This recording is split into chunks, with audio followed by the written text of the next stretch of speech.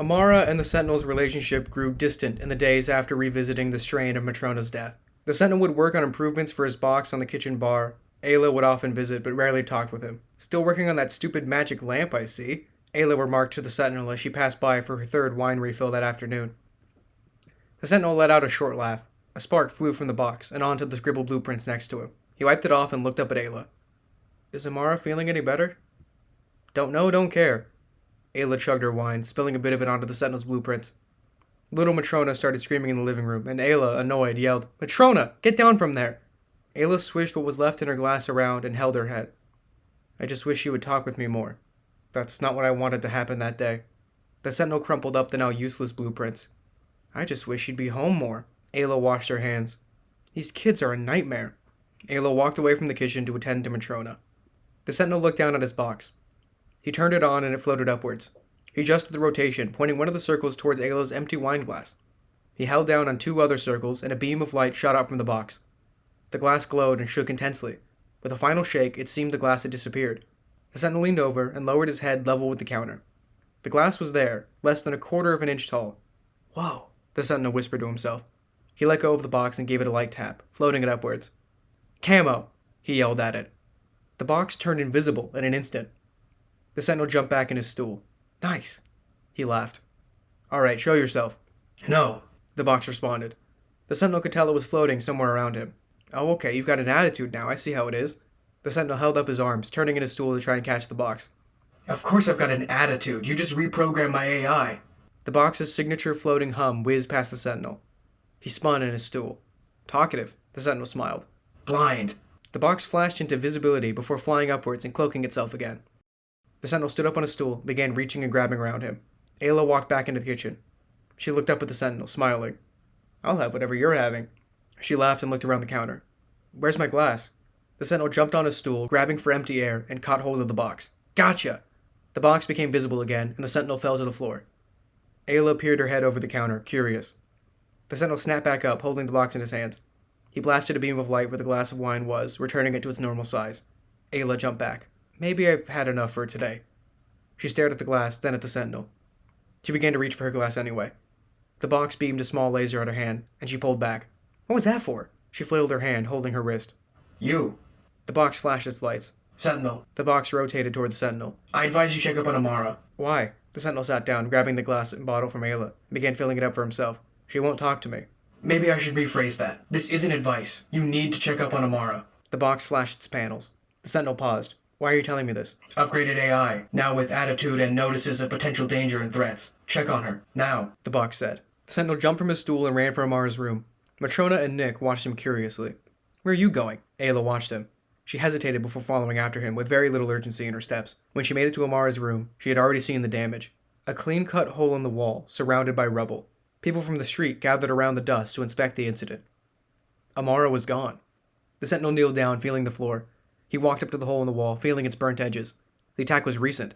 He noticed the blue glow the embers carried with them as they fell from the hole's edges. Andromedans. The Sentinel turned around to Ayla. "Stay back here, make sure the kids are safe." "Where's my sister?" Ayla stood her ground sternly. Mumbles of the crowd continued behind the Sentinel. "You can't come with me. Someone needs to stay with the kids."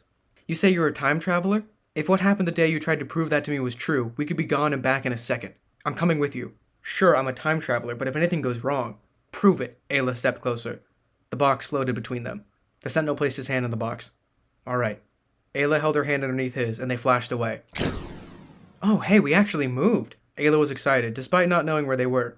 "This isn't good. Box, where are we?" Intercept, hijack. Sentinel, we've been hijacked." The box cut out. Its lights dimmed. "That's not good." Ayla looked around, trying to put together where they were. She held her head. "Obviously." The Sentinel lit his hand to flame to provide some light. It was dark wherever they were. The floor splashed as they walked around slowly. "Sentinel!" Amara's voice beckoned from somewhere in the room. "Amara!" The Sentinel turned around. He pushed his flames up into the ceiling, allowing light to spread throughout the room. Amara's wrists were chained to the wall. "What is this, a dungeon?" Ayla remarked. "Ayla! Sentinel, why is she here?" Amara shook the chains, trying to step forward. "Amara, what happened?" the Sentinel asked. Sentinel!" The box's lights shone again. "Watch out!" Amara pulled on her chains, trying to jump after them. The Sentinel turned around. Quickly, he pulled the flames from the ceiling, turned around, and shot them outwards. The bright purple light illuminated the figure in front of him. Ayla let out a deafening scream. Amara backed up against the wall on the tips of her toes. The wide, toothy smile and bright yellow eyes flared in the light. The Sentinel stood in the dark. The box's light glowed faintly. Heavy breathing pushed into the Sentinel's face. Sentinel, come for the girl? Rogar smiled. You're a blind fool. What do you want with her, Rogar? The Sentinel flared his fist, illuminating the room a small bit more. This isn't about you anymore, Sentinel. Rogar floated to the ground, slithering around the Sentinel. Ayla backed up against the wall near Amara. This is bigger than you. This is bigger than me. Your little stunt you pulled changed plans. I'm beyond land. I have a boss to please.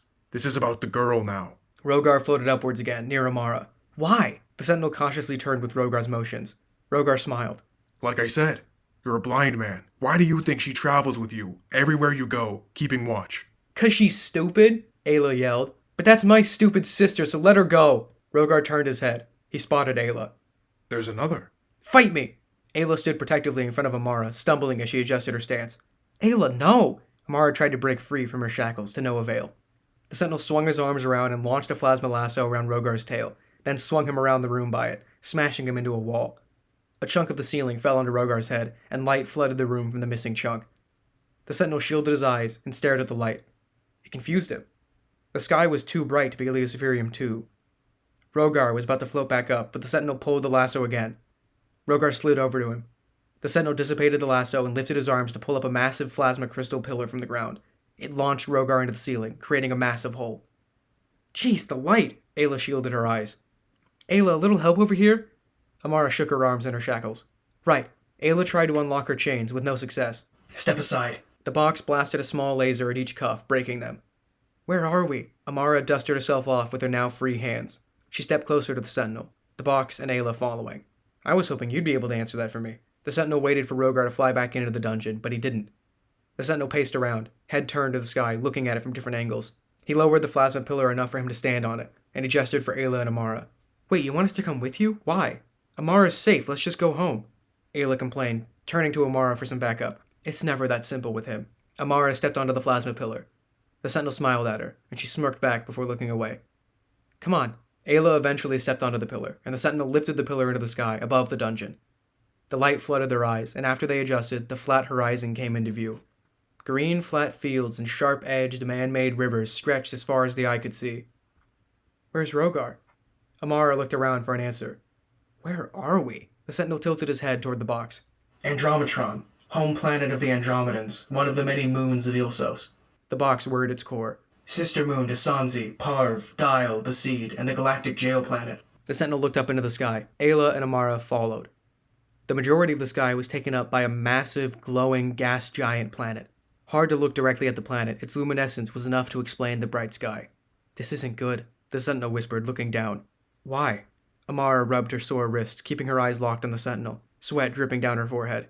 He's notified the Andromedans' clone army, no doubt. Army? There's no one here. Ayla looked around, arm on her forehead. And if there is one, we should get out of here. We have to make sure no one messes with Amara again. We also need to know why they targeted her. Rogar said this wasn't about me anymore, so it isn't some sick way to get my attention. There's something about Amara they want. The Sentinel adjusted his coat. And trust me, they have an army. What would they want with me? Amara asked. The ground beneath them began to rumble, and the river water splashed over the hard, straight edges of the rivers. The riverbed started rising from the water, becoming massive mazes of skyscrapers. Ayla cursed under her breath and stepped back, her foot scraping on the edge of the pillar. Whoa. Amara, did they confiscate your new pistol? The Sentinel shook his arms. He hopped up and down, trying to get himself ready for a fight. No, they didn't. What are you doing? Amara watched him with a raised eyebrow as he hopped. She withdrew her pistol and cocked it back. All right, follow me. The Sentinel jumped from the pillar, and as he fell, he extended the plasma from its top down like a slide, following him as he descended. Amara was about to jump down the slide with him, but Ayla stopped her. Are you insane? Don't follow him. He's crazy. I don't want to be taken from my children. Not again. Amara stepped back and began to slide down the plasma. Ayla sat down and edged her way to the slide before slipping down it. The Sentinel stood on the firm grass outside the dungeon. He knelt down and pressed his hand against the ground, feeling the rumbling stop as the skyscrapers finished rising from their riverbeds. He stood. Amara slid behind him, relatively stable on her legs. Ayla followed shortly after, rolling off the slide into the grass. Amara helped her up. What's the plan? Amara asked, making sure Ayla stayed balanced. We wait until the army shows up and then show them why they don't mess with us. The Sentinel slid off his coat and moved his bandana up over his mouth. He cracked his neck and flared his fists. Amara readied her pistol. What am I supposed to do? Ayla retorted, annoyed. Amara tossed her a switchblade, but she couldn't catch it. She bent over to pick it up and switched it open. Really? That's it? It's something. The Sentinel braced himself. The doors of the skyscraper slid open quickly. Clone soldiers burst from the buildings, running and yelling towards the group. Rogar poked his head around the skyscraper, smiling at the Sentinel. Fight, you coward! The Sentinel threw his box down at the ground, opening the shield around Amara and Ayla. Amara opened fire as the Sentinel ran directly into the group of soldiers. He spread his arms wide, and the flames hugging his arms solidified in an instant, lined with sharp edges. Soldiers were easily cut as the Sentinel ran between them, so much so that the others began to step out of his way. Get the girl, alive! Rogar roared at the clones, turning his attention to the Sentinel, mowing through his army. I'll deal with the Sentinel myself. Rogar flew down the edge of the skyscraper, stopping and floating in place when he reached the ground. The clone army kept running toward Amara and Ayla. The lack of clones cleared a space for the Sentinel. He stood his ground, his arms covered with glowing crystal plasma. Sentinel, why won't you just give up? That would be letting you win, Rogar. The crystals around the Sentinel's arms became flames again, and they spread around his body, consuming him. Why would I do that? You're prolonging the inevitable. I will win in the end. The future demands it. Rogar tried to remain calm, watching the flames surround the Sentinel carefully. The past says otherwise. Suddenly, the flames around the Sentinel burst in a blazing inferno. A blinding light pulsated from the Sentinel for a second. The army turned to watch, and Rogar opened his eyes. Amara reloaded her pistol. What is he doing? Leave us alone. The quest for land is a futile one. Or die trying. He ran at Rogar, kicking up grass the faster he went. Rogar braced himself, swinging his tail at him. The Sentinel skidded across the grass, trying to stop himself. The Sentinel then summoned a massive wall of plasma in front of him, and Rogar's tail slammed against it, shattering the wall. You're afraid of being hit? Rogar teased him. What he said gave him a thought. I see. Flames can't be hit. Sentinel, you're defenseless. The Sentinel leaped at him, lowering his head. The flames surrounding the Sentinel electrified, and when they made contact with Rogar and shot through to his core, the bolts of lightning solidified into crystal. Gah! Rogar flinched, his tail swinging upwards and hitting the Sentinel, breaking him from the plasma that engulfed him. The flames dissipated, and the Sentinel hit the ground. AJ! Amara yelled, helpless behind the shield. Rogar fell to the ground, his body slamming on the short, wet grass. His thud silenced the army. They turned their heads in unison. Rogar shook and shivered. A few sparks lingered. The bolts of lightning that once pulsed through his body had solidified. His entire body was littered with plasma shrapnel. He breathed heavily, eyes wide open, and he shook like a fish out of water. The Sentinel pushed himself up as best he could. A glimmer of hope shone in his eyes. Did I? Sentinel! Amara picked up the box, and the shield lowered. Amara, no! Ayla tried to hold her back, but the clones had already taken action, grabbing both of them quickly. No! Amara struggled to break free. A soldier punched her across the face. Shut up! The Sentinel sat up quickly, turning around at the screams. Amara! He ran, but he tripped on his own leg, and he limped over to Amara. Rogar laughed in a half-groan. You thought you were the only one. Rogar's wounds glowed, and he shut his eyes tight. No! The Sentinel stepped back. No! Amara recognized the glow. She'd seen it recently. What's going on? Let me go! Ayla struggled as the guards held them back. Rogar's wounds sealed. His bushy, feathery eyebrows grew black. His skin morphed from a dark green to a dark cyan. His spikes grew longer. A fourth sprouted from the back of his head, trailing down, and his wings grew slightly larger, and he flapped his wings behind him as he rose. You steal Gar magic and proclaim it to be your own. Rogar smiled, showing off his new teeth. You can't kill me. I win. A purple glow shone behind his grisly teeth. The Sentinel put up his arms. He didn't have the energy to fight back. As a flash of light shone from behind him, he closed his eyes. Heat from the bright white-blue flames burned near his face. The Sentinel opened his eyes slowly. A strong beam of intense white light blasted from behind him. Rogar struggled to fight it. The Sentinel turned around to see where it was coming from, and his eyes were met with a pile of dead soldiers. Then, he saw Amara. She floated gracefully above the bodies. Ayla, from afar, was awestruck and mesmerized. The beam blasted from Amara's chest, almost beyond her control. Her eyes opened, shining with intense white light. This was different, more powerful and beautiful than any plasma the Sentinel had ever seen. He questioned if it was plasma. Rogar pushed back, and Amara's body was sent flying. The Sentinel ran after her as fast as he could. Amara, are you okay? What was that? I am not Amara. A familiar, ethereal voice echoed from within her. Her eyes drained of the white light, and she took a sudden sharp breath. Almost like waking up from a bad dream, she shot up. Sentinel! She broke out in a sweat. What was that? No idea. The Sentinel picked up his coat from the floor and slid it on, turning to Rogar. Is this what you want from her? Now you're getting it. Rogar smiled. His bird-like hands burst aflame, as did the tip of his tail. What is it? The Sentinel was hoping for some answers. What I need. What the boss demands. Rogar lowered himself onto the ground, ready to slither towards him. The Sentinel held his hands together and they glowed a bright purple. Rogar slithered toward them quicker and quicker, and right before he reached the Sentinel, he leapt up to attack. The Sentinel uncupped his hands and raised his arms, turning them around in a circle. A grid pattern of laser plasma appeared in front of him. He meant to use it to mince up Rogar into pieces, but Rogar was too smart for him. Quickly, Rogar shrank, his body covered in feathers and his face sharpened, becoming a beak. Rogar, now a small finch, flew between the grid of lasers before shapeshifting back into the mighty beast he once was. He slammed on the ground behind them, missing his shot but dodging the lasers. He lifted himself from the ground. He had shapeshifted into the form he had before he phased, preferring it. Dead soldiers do nothing to stop me, Sentinel. He laughed. We repurpose them. Holes in the ground opened up. Ayla happened to be standing near the edge of one and almost fell in. She held on to the edge for a bit, but Amara helped her up. The Sentinel watched as a pile of dead bodies slid and fell into the pits. He turned to face Rogar, holding his leg as he did. The ground shook after the bodies fell, and then stillness. Bright orange light burst from the pits, and with it came massive robotic creatures the Sentinel didn't think he'd have to face again. Score lions, he muttered to himself. He, Amara, and Ayla were surrounded by the metal beasts, and Rogar floated behind them, waiting. Give me the girl. Rogar spoke softly, while admiring his new claws. And I let you go, for now. Take me! Ayla shouted after a short silence. Not her! You are no use to us, much like the Matrona girl. Useless. We want the time host. Rogar's eyes quickly darted toward Amara. He blinked with his reptilian eyelids. Don't talk about my daughter like that, Amara yelled. She's not useless. Time host? The Sentinel spoke to himself, looking to the box for answers. The box flashed its lights and revved its gears to the equivalent of a shrug. The girl. Alive. Rogar pointed his finger at Amara, and the Score Lions charged at them. The Sentinel slammed his box down, and a vibrating electric blue shield dome surrounded them. The Score Lions disintegrated in an instant at the touch of the dome, turning the dome dark red for a few moments. The others stopped charging, stepping back and assessing the situation. The dome slowed its vibration and cooled down back to blue. Siege shield. Just added it. The Sentinel cracked his knuckles. Explain. I assumed that time would have told you by now. What do you mean, time would... Wait, time? You've spoken with time? The Sentinel was growing concerned. He tried to hide the tremor in his voice and the pain in his leg. I'm very familiar with my own gods, Sentinel. You adopted Plasma, but my destiny is bound by it. Plus, anyone with access to the Extraverse can speak freely with the emissaries. I'm powerless in the Extraverse. Anything from outside it is. And anything from inside it is powerless outside. Rogar gestured toward Amara. Unless it has a host body. The Sentinel glanced at Amara. You weren't saying... The Sentinel thought about it some more. Ayla held her head. Sentinel, what is he saying? Amara tugged at the Sentinel's coat sleeve.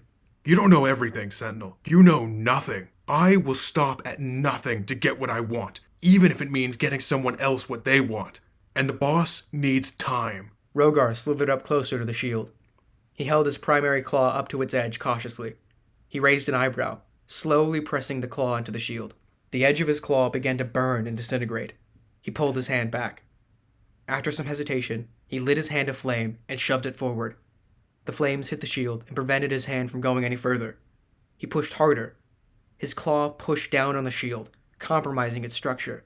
Sentinel, let's get out of here! Ayla held her head in both hands, looking away from Rogar. Rogar smiled, hissing, while plasma shot in spurts from his nostrils. Kranthar the Great failed him. He pushed further. But I will please him, and he will reward me with a universe built just for the Gars.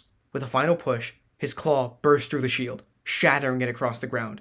His arm kept going and impaled the box.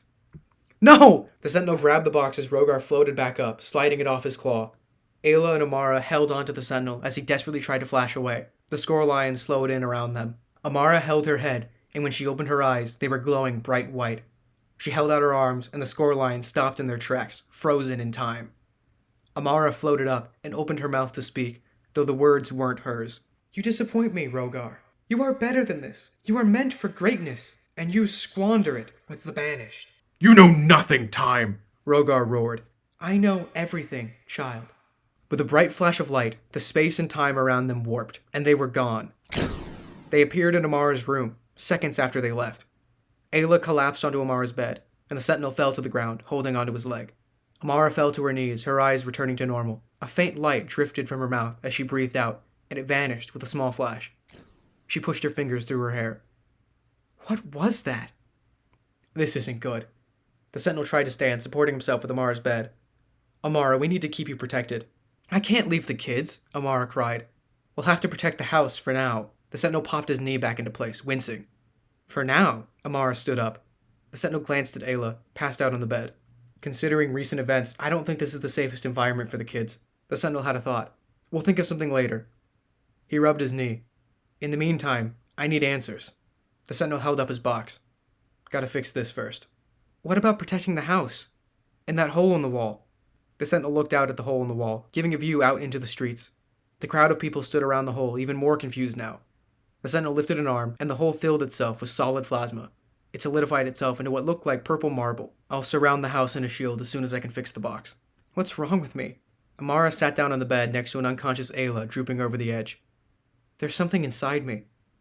Time. The Sentinel stared at his broken box. He spoke bluntly and quietly.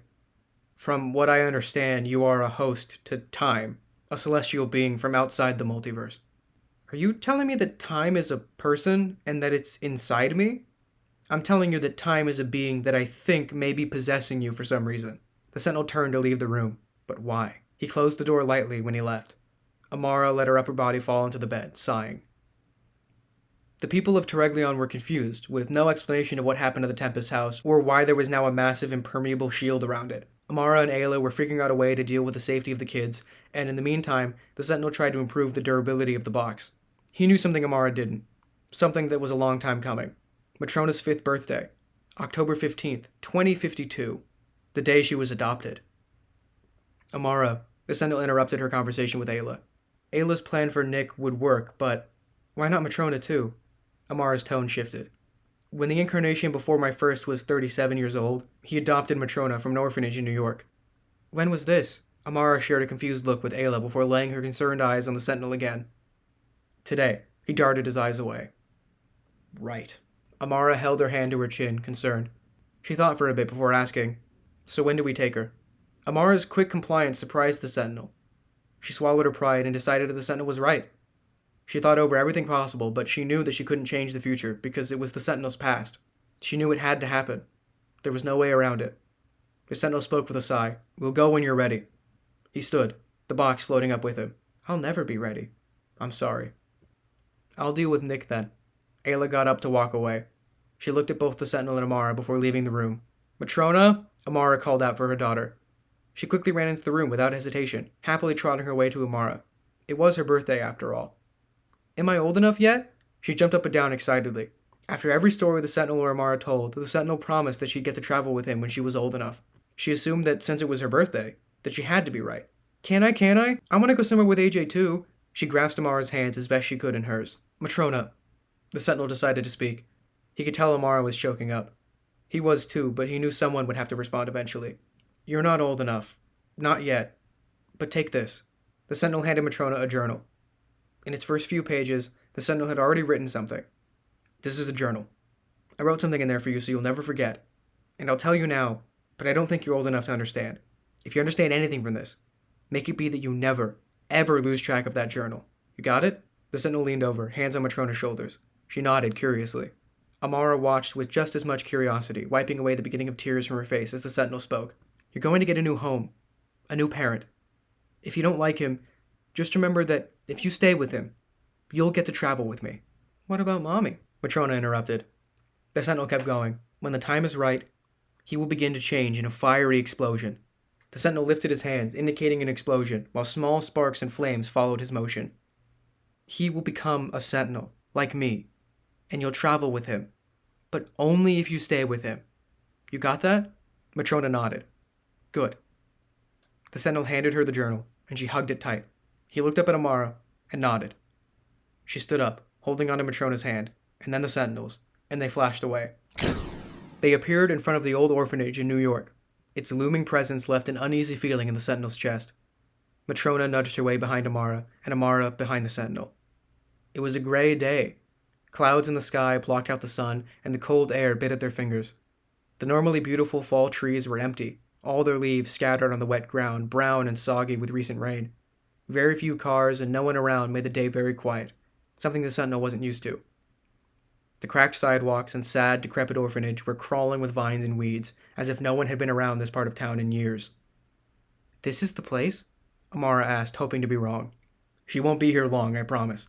The Sentinel approached the tall doors and opened them with a creak. The three of them walked inside and approached the lady at the front desk. The old woman's eyes grew wide. She sat up in her seat and adjusted the name tag on her desk. Miss Sanchez. The Sentinel remembered her. He didn't expect her to know him. "Is that the girl?" She gestured. "Matrona." "How did you—" the Sentinel began, confused. "I got a tip recently from a—" She adjusted her glasses and looked down at a note. "A paradox master?"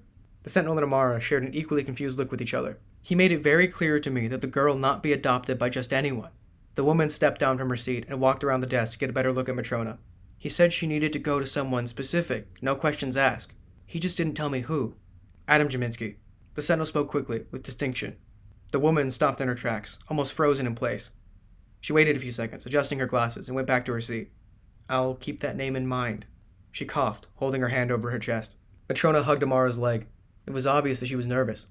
Amara patted her back before kneeling down on the ground in front of her. "You'll be good, okay?" Amara tried her best to force a smile.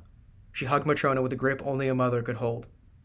"Where are you going?" Matrona didn't hug back out of confusion. Amara didn't answer. The Sentinel kneeled down near Amara and whispered in her ear. She stood up, eyes red, and nodded slowly. The Sentinel rested the box against her shoulder, and Amara flashed away. He remained. He looked down at Matrona. The Sentinel said nothing, and walked outside. He stood in front of the doors, hands shoved into his coat pockets. He looked up to see a figure approaching, and he stepped out of the way of the doors. The figure approached the orphanage, and the Sentinel stopped him. "You're adopting?" he asked. "Yes, how did you—" The figure, a 37-year-old Adam Jaminski, was confused by the question. "What a hero," the Sentinel said sarcastically, cringing at his past self. "There's a little girl in there. 5 years old. Her name is Matrona Tempest. If you're going to adopt anyone, it's going to be her. You got that?" The Sentinel rummaged around in his pockets. He tried to keep a straight face without breaking down. "Why? Because I said so?" The Sentinel pulled out stacks of $100 bills from his pockets and handed them to Adam. He walked away, not furthering the conversation. When the doors of the orphanage closed, he quickly ran up to them, peering his eyes into the tall, slim window of the door. "Sanchez?" Adam greeted the old woman bitterly. "Jaminski." The old woman answered back, just as bitter. Adam turned his attention to Matrona, still standing where she stood when the Sentinel left her, confused as ever. Adam walked up to the counter and placed the stacks of money in front of the woman. "You'd make a terrible father." The woman pushed the money aside. "Give me the girl." Adam walked forward. The Sentinel looked away. He couldn't bear to witness his past life, but he listened. "If it weren't for my promise, I wouldn't allow this." "Take her." "No paperwork? What promise?" Adam questioned. The Sentinel was confused too. With the knowledge he had now, re-experiencing this event was much different. The woman seemed to have a lot of trust in the Paradox Master for someone he thought would never have met him. "Take her!" The woman yelled. "Leave!" She slammed her desk. The Sentinel could hear Matrona's cries. Adam said nothing. The doors swung open and the Sentinel stepped back. Adam burst through them, Matrona's hand in his grip. He walked off, away from the orphanage, Matrona's cries trailing behind him. Matrona opened her eyes for a second and caught a glimpse of the Sentinel, still standing by the doors. She held out her arm. "AJ!" she screamed. Adam turned around, and the Sentinel was gone.